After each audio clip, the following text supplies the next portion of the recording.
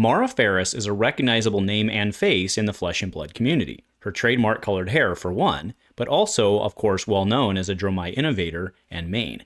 But with Dromai's living legend last season, what's next for Mara? So today we check in with her, chat about her next chapter, and her thoughts on the current state of Flesh and Blood. A huge shout out to our channel members for supporting what we do here.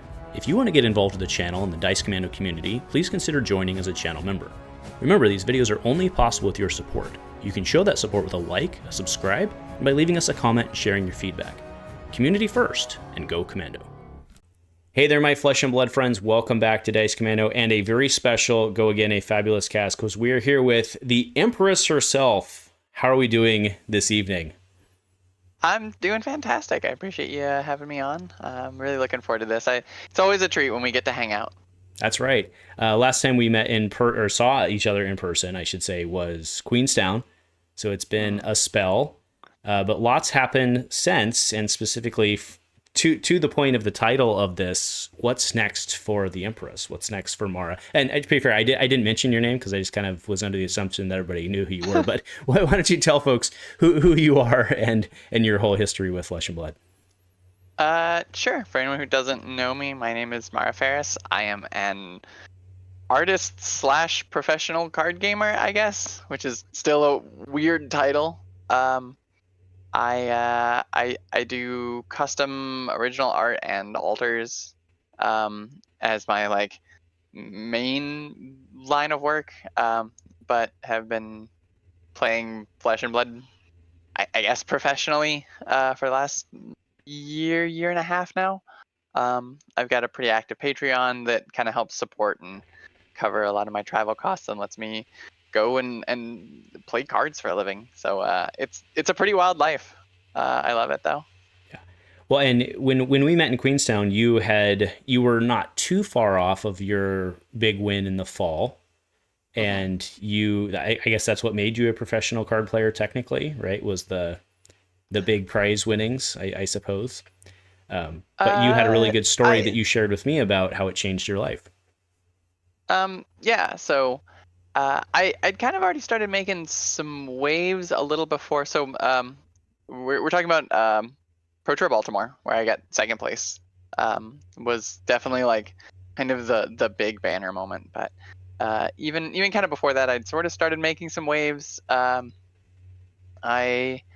had a pretty unique take on Dromai since even before Baltimore, and had been doing reasonably well with it. A couple of battle hardened top 8s. I did okay at the Goliath Gauntlet, which was the fan made kind of pro tournament that was a lot of fun. That was kind of the debut of the deck. But yeah, I don't know. Baltimore was definitely sort of the catalyst when people sort of really took notice and really wanted to kind of hear. I guess people wanted to hear my thoughts on things, which is still kind of odd but kind of cool. And yeah, I don't know. I've just been kind of riding it ever since. I try to foster a really welcoming and healthy discussion and community on my Patreon. We have a no dumb questions rule, to where like if people want to discuss something, we'll discuss things, and that can be, that was initially on mostly just Dromai, but we've kind of branched out now and into a lot of other heroes and a lot of other things. So yeah, it's a great community, and it's pretty cool. And I don't know, I just love what I do, and I love the ability to share that with the rest of our community. Yeah, fair enough. Well, so to the point of tonight's cast, you mentioned that you are well known for. I mean that's where I became aware of you myself, was through the Empress Dromai build, is what it was actually called, right? Named after yourself, or maybe you're named after it. Either way, I'm not sure how that panned out. It's kind of fuzzy. I still don't really know which entirely came first. So like we can go into like, if you want the history of the Empress name, was the like original start of that was right before Worlds 2022. it was like they had just released like the little side story where the Emperor was assassinated, Mm-hmm. and they had done some kind of teasing that like Dromai is alone in the throne room, and like maybe Dromai's gonna be the next Empress. So I kind of made some like posts on Twitter just kind of saying like all hail the Empress of Volcor. Uh, and that was like right before Worlds, and then like we kind of had a whole thing at Worlds that year where just a bunch of people were kind of carrying that same like little through line, that like all hail the Empress of Volcor for Dromai at the time, and this is even like before the whole Empress Dromai deck. Uh, and like one of my favorite moments, this was I think the first time I got to meet James White in person was at that. And I had him sign one of my Ashwing playmats, and he wrote "All hail the Empress of Volcor" on the playmat. And so then that just kind of became a whole thing. And then it got kind of fuzzy because like it was initially just talking about Dromai, and then it got kind of tied to me because I was like the Dromai player. Mm-hmm. So then that like Empress nickname kind of like sort of wedged in, and it got kind of fuzzy as to whether or not like whether Dromai is the Empress or if I was the Empress. And then the Dromai deck that I started getting really well known for, and the style of Dromai, ran the Royal Crown, ran Crown of Dominion, and this is back before Tome, back before everybody was just running Crown of Dominion and Dromai just because that's what you did. I was running it in the deck, so we needed a name for the deck to kind of separate it to distinguish it from the Big Dragon Control Dromai variant.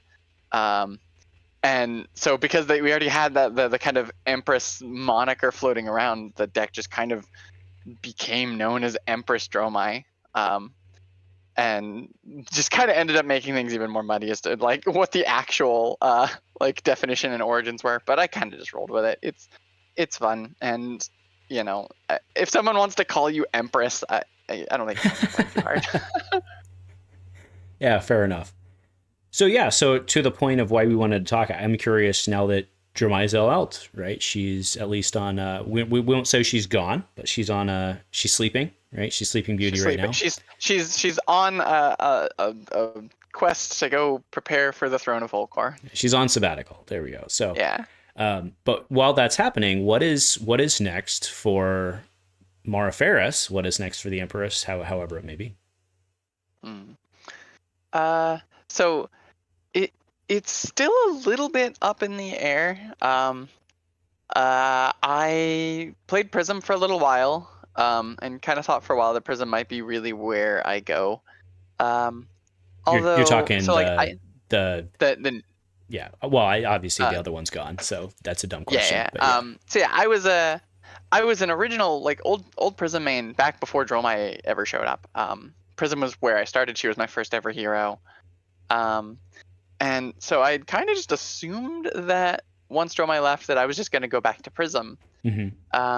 And I played the deck for a little while, and I like some parts of that deck, but there are some parts of the Prism deck that still just don't quite click for me.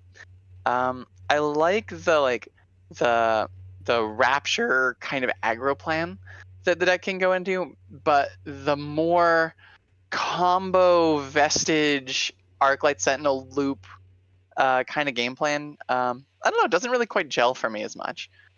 It's just not the way I like to engage with the game. I don't typically really want to go in for the big like combo kill kind of decks. They've never really sparked my interest. So I lost a little bit of interest in Prism after that kind of became a big part of her game plan. And we have Enigma, who's just not too long ago released. I'm still very kind of indecisive on Enigma. I like Enigma. I do think I enjoy Enigma. She's an interesting puzzle. And I am kind of excited to say, like, I don't think Enigma is anywhere near solved yet. I think we're still just seeing like the very first kind of rough drafts of what Enigma should look like. And I do think I'm going to end up spending a lot of time working with the Enigma crew and really trying to figure out how that deck works. But I do have a little like side project, and it's kind of interesting that you know, you and I kind of talked. We had talked about doing this episode prior to Nats, and just, you know, schedules got in the way and things, and kind of got pushed back. And it kind of works out kind of cool that it did, because I ended up not playing Enigma at U.S. Nationals like I expected to. I ended up making a last-minute pivot to what has up until this point been kind of a fun pet deck for me. So for the last several months, I kind of after a while decided that I should probably not play Dromai at like my local armories. I feel like once you win $20,000 on a deck, you stop playing that deck at armories. So I have been playing I don't think everyone would Dash.io. feel that way, but yes. Really, I like my local community a lot, and we have a lot of very casual players. And It's very you know, I admirable wanted to of you. give, you know, I mean, like, it's not fun for anybody if I just show up with the deck that I've just been playing for years and just like intimately mastered and playing against like our local teams. You know, and so I like to take the time when I get to go play armories and do something fun, do interesting and different things. And I think it's good for the game. Like, it's good for the community as a whole, but I think it's also good for me to make sure I can learn other things and, you know, master things that are more than just the one deck that I'm really well known for. So yeah, so I've been playing Dash.io at my local armories for a while now, and after after Worlds 2023, after this most recent Worlds, we had a Dromai in top 8, and there was a very brief moment where I realized that Dromai could have gone from like 150 LL points, which then she gained like 300 points that like PTQ season, or that Pro season, and then could stand to gain another like 300 points if she wins Worlds. And I had like kind of a panic moment where I was like, "Oh god, I could lose my hero like right now out of nowhere." And so she ended up not winning Worlds. But even still, I kind of had to take a step back and go, "All right, I need to start learning some other decks." So after Worlds 23, I kind of banned myself from playing Dromai at Sunday events. I said it was like that was my New Year's resolution, that I was no longer going to play Dromai at Sunday events for like Battle Hardens and things like that, like for the PDI events. So I started playing some other decks, and really started playing this Dash.io deck a lot more regularly and a lot more competitively, and kind of found that I really enjoy the deck. It's a lot of fun. It's very aggressive, but also it's a very thoughtful deck, and it's one that you can't just sort of lay your hand on the table and just be like, I don't know, tell me if you're dead. It's a deck that you have to really think through a lot of very complicated lines, and it's a lot of fun. It really scratches that like complex aggro deck itch that Dromai kind of scratched for me. It's something that I really enjoyed about playing the more aggressive Dromai style. So yeah, so fast forward a little bit, going into Nationals, I was very certain that I was going to be on Enigma. I liked the deck. I think the deck is very powerful. I think the deck can do some very interesting things. And I was testing with my team, and I kept finding that like Enigma is just such a complicated deck and has several matchups that are very, very precise. And like you have to really know these matchups to understand how to navigate them. Both like the Prism matchup, the Enigma Mirror, and the Kano matchup are all just very difficult to navigate. And we had such a short turnaround time between the release of Part the Mistveil and Nationals. I just felt very much like I wasn't super comfortable in being able to master these very tight matchups in such a short time span. And at the same time, I kept looking at like we kept doing these metagame breakdowns where we were everyone was sort of assessing like how much of each, like what percentage of each hero we expected to show up at the tournament. And I kept looking at these breakdowns and I'm like, oh man, our Guardian number dropped again. Oh, everyone just lowered their warrior number again. Oh man, uh, all the decks that are like people are expecting to do very well and are show up in force are all these like very aggressive decks that don't block particularly well. Hmm. And so I kept telling people, I was like, somebody please tell me not to play Dash IO at this Nationals.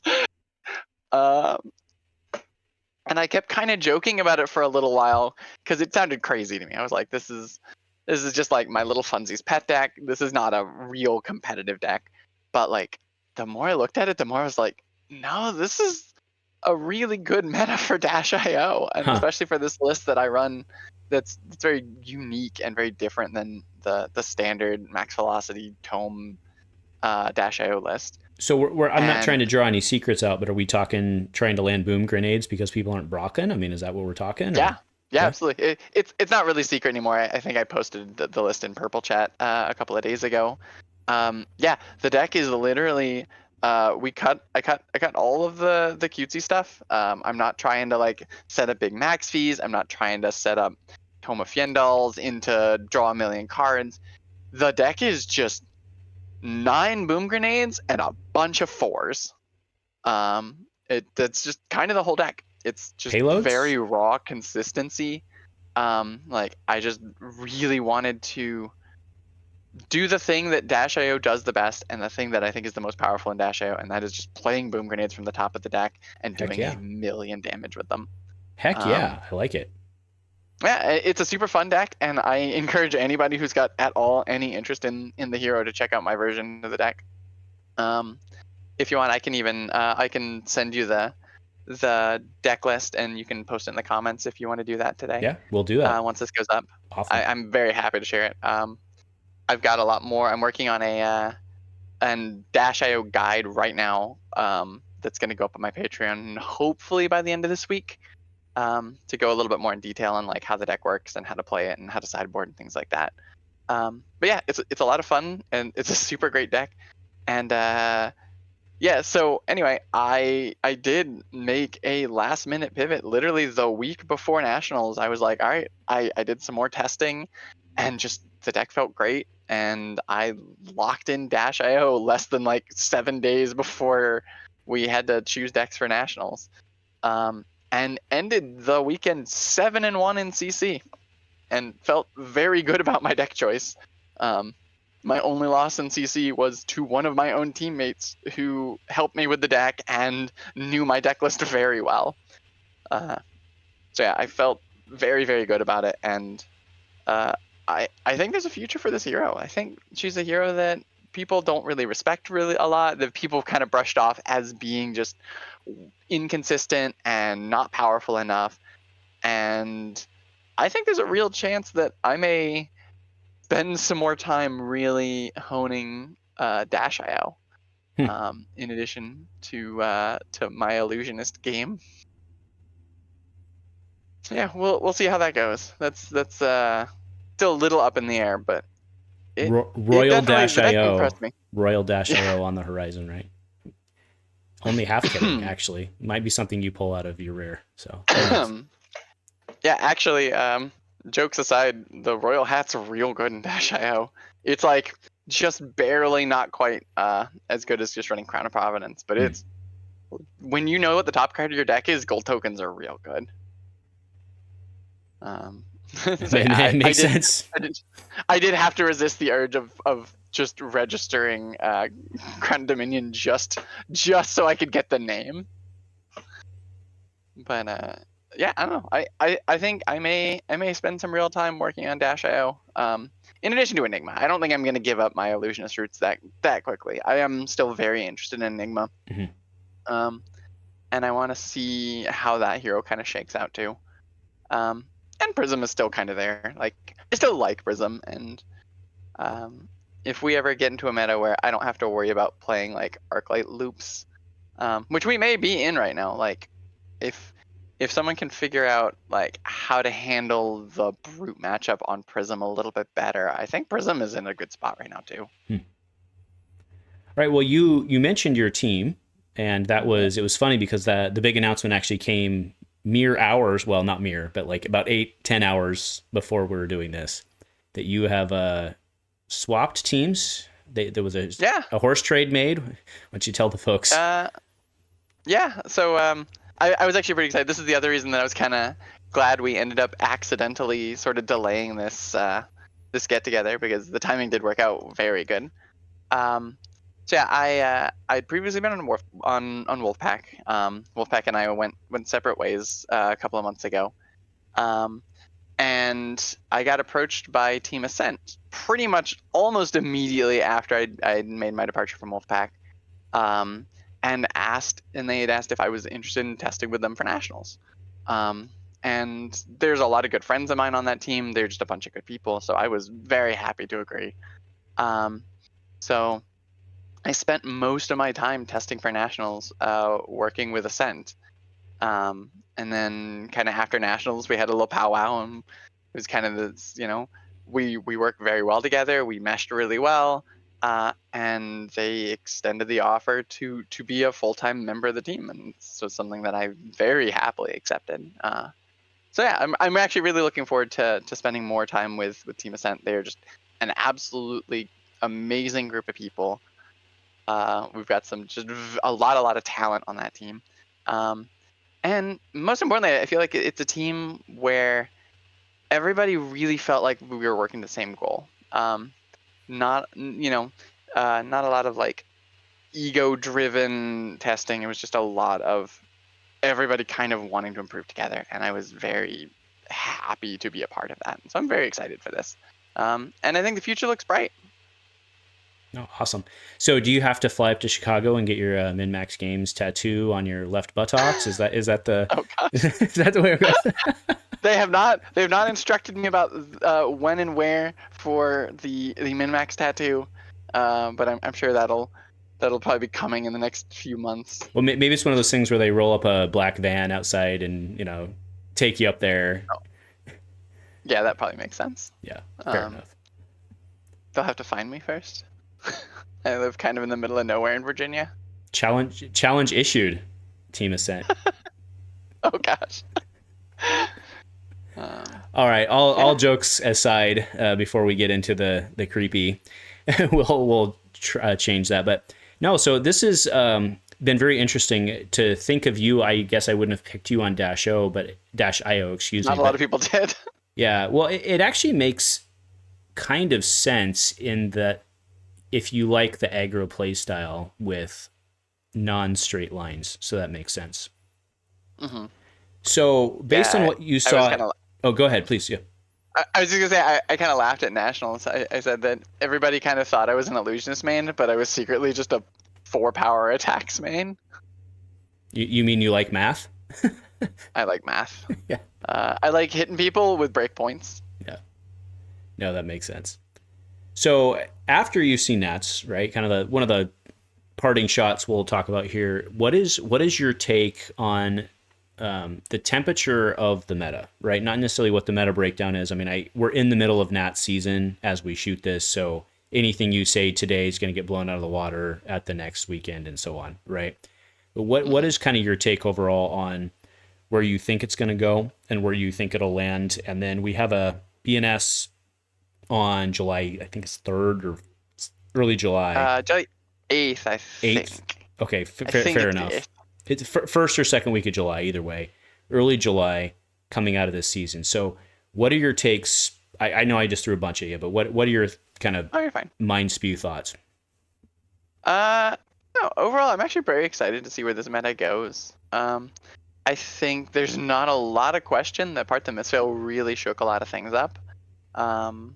We've seen all 3 Misfail heroes really putting a mark on this metagame. Zen being the front runner for sure. But I think all 3 heroes have a lot to bring to the table in this meta. And I think something that's very interesting to me more than anything after watching all the decks from Nationals is all 3 of these heroes still feel very unsolved to me. New and Enigma both offer such very unique play lines, and unique just styles of gameplay, where I don't think we've got them figured out yet. I think we're seeing all these heroes do well, but still with so much left to explore. And I think even then, I think, we saw actually several different styles of Zen. Some with more tigers, some with less tigers, some with more into the bonds line, some with more into the. I know there were a couple that were running the shifting winds to try and set up some kind of cheeky plays there. And so like, I'm very excited to see where this meta actually goes. Like you mentioned, we've got a ban and restricted announcement coming up soon. I don't imagine that there's going to be anything that they really need to hit. I know there's going to be people in the comments, decrying that we need to ban something out of Zen. And he's certainly a powerful deck, but I don't think he is a deck that is without counters. Mm-hmm. I think we've already started to see some of that counterplay come out. We saw at Nationals, we saw things like Weakest Link being played quite a bit. We saw a lot of Amnesia coming out. We saw Dense Blue Mist. We saw This Round's on Me's. Blanche, right? There are a lot of things that you can do to kind of counteract what Zen is trying to do. Mm-hmm. And I think, we want to give this meta a little bit of time to adjust, and figure out what beats Zen and what's, what his weaknesses are and how can we exploit that. I feel like the Dash.io list, part of the reason that I picked that list was because I expected a lot of Zen, and Zen does not block particularly well. And that Dash.io list really leverages decks that don't want to block you. They can do their one big 30 damage turn, but like when you're staring down 4 boom grenades, it's tough, and Mm-hmm. that dash deck can put out a lot of damage very quickly.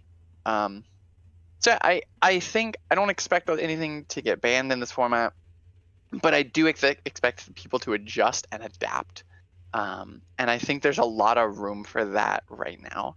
And yeah, I think I'm very excited to see as we start kind of going into the prep season for Pro Tour Amsterdam, because I expected the decks that did well at US Nationals to not at all look anything like the decks that we start to see coming into Amsterdam. I think this meta has a lot of space to grow, and I'm excited to see where it goes. Mm-hmm. Okay. So something I've heard tossed around is the tiger boots, right? Zen's tiger boots being Mm-hmm. able to go to hand versus right pouncing paws had already existed, which goes to banish zone and effectively can, from a pure effect, blocks one and can instant. Sure. Do you think that would be, that's something I've heard tossed around, so that can't feed Art of War? What's your take on that? Pause. I could see it. If they wanted to do kind of a lightest touch, I do think that's a very small thing, but not being able to banish Art of War is not irrelevant. Mm-hmm. I could see it. Like I say, I don't want to make any assumptions. LSS, I trust LSS pretty implicitly with how they want to kind of shape things and how they want to tweak and adjust things. Like I say, I don't expect anything, but I could see the boots if they wanted to do just like a small touch. Mm-hmm. I don't know how much it would impact things. Maybe a couple of percentage points, Right. but Well, I don't think that would I be think that's terrible. maybe the argument, is that it wouldn't be a Mm-hmm. huge impact. It would just be a little one, right? I could see it. I could absolutely see that if that's something that they wanted to do. Yeah. But we will see. I personally, as a Blitz fan, I expect to see significant. I'm hoping for significant changes for Blitz with the new wizard coming back, but that is neither here nor Is there. Blitz in a pretty rough spot? Well, Blaze is really good. Blaze does seem very good. New Moon also seems very interesting in Blitz. That She's was super like cool. I don't play a ton of Blitz, but if I did play more Blitz right now, I would probably want to play New Moon. She looks real fun. She is But that super deck looks cool. scary. The 3 visits combo deck looks wild. Yeah, her Plus we problem is that because she starts cloaked, she has no AB, right? So that's true. I didn't really consider that. so That's it's true. like feeding Blaze. So you have Tekla Vossen, who's pretty deep. Anyway, I don't want to go through the whole Blitz thing, but if you don't have AB and Blitz is a tier or Blaze is a tier 1 Does hero. she have to start cloaked, or is it a May? I actually don't know. That is a fair question. I feel like I am should know the answer to this. pretty sure it's a must, but TCG player can do us good here with my internet being sourced to other things as we speak. Equipment you own get cloaked is what it says. So equip them face down. So it implies non-optional. Okay. Actually, not implies. It outwardly says, yeah. So she starts with AB 0. I guess you start with that Lantern, is I guess, interesting. but then what do you do with your Spectrals if you don't start with Lantern? Sure. Yeah, interesting. Anyway, I didn't bring you here to talk Blitz, but that's always where my head's at. So Yeah. I love that Blitz exists. I love the format. It's just it's never been super popular in my local area, so we don't play a lot of Blitz armories. We pretty much play Blitz twice a year for skirmish season, and that's about it. Yeah, fair enough. All right, well, let me turn it over to you, kind of as we sunset this, for any shout-outs, anything you wanted to add. You can pump your Patreon and how folks can learn more from you. Sure, yeah. If anyone ever wants to reach out to me, I'm at Blackwing Studio on Twitter. My DMs are always open. Feel free to shoot me a message with pretty much anything. If you just want to talk anything about Flesh and Blood, I'm happy to chat about just about any of it. I am also I have at Blackwing Studio on both Patreon and Etsy. I have a token shop on Etsy where you can order. I've got a whole line of custom art tokens that are pretty cool. And then we kind of mentioned before my Patreon. I've got a lot of outdated Dromai content on there, but also, like I say, I'm working on some -io content. I just recently put out about a 20-page guide on just deck building and my process for building new heroes and building new decks, just in general, which I think is very useful for anyone who has any interest in building any kind of hero. I also have a Patreon Discord server. Shout out to the Court of the Drakai, where we've got just a lot of very healthy and very good conversations happening all the time. A lot of discussion on all kinds of heroes and all kinds of exciting stuff. Like, I mean, the -io list that I played at Nationals, a lot of that credit goes to the patrons. They've been helping me with that deck and kind of tuning it and testing it for a while now. So shout out for that. And then you can pretty much, if anyone is interested in art commissions, I'm at blackwingaltars@gmail.com. You can just email me if you're ever interested in getting art commissions, things like that. Otherwise, I'm pretty much around just about everywhere. Like I say, all my DMs are always open on everything, Discord and on Twitter. I'm always just kind of happy to chat with anyone about anything. I always try and keep pretty open lines of communication for everywhere. Awesome. Well, where's the next appearance for Flesh and Blood? Is it going to be Amsterdam or? I think, what do we have? Oh, we have the Realm Brawl in New Jersey. That's, I think, the week right before Amsterdam.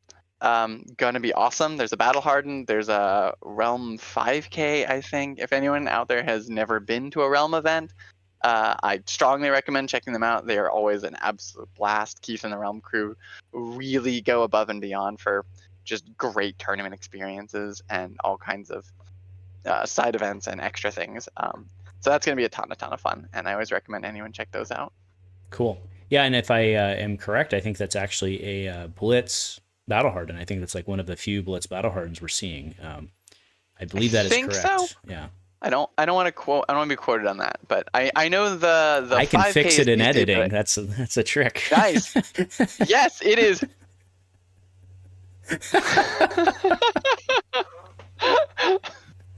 Yeah, no, I think you're right. I think the Battle Harden is Blitz, and then the Realm 5K is CC. And if not, they're gonna have a ton of side events for everything. They always do, and it's gonna be a ton of fun. And then it's gonna be straight from there to Amsterdam and Pro Tour and beyond. Awesome. Go get some windmill themed Null Rune armor. They're not cold foil, and I'm so mad about it. All my equipment's always cold foil, and I love the Amsterdam no rune. They look so cool, but they're not cold foil, so they don't match the rest of my stuff. Oh well, life is hard. I know. I am very excited to go to Amsterdam.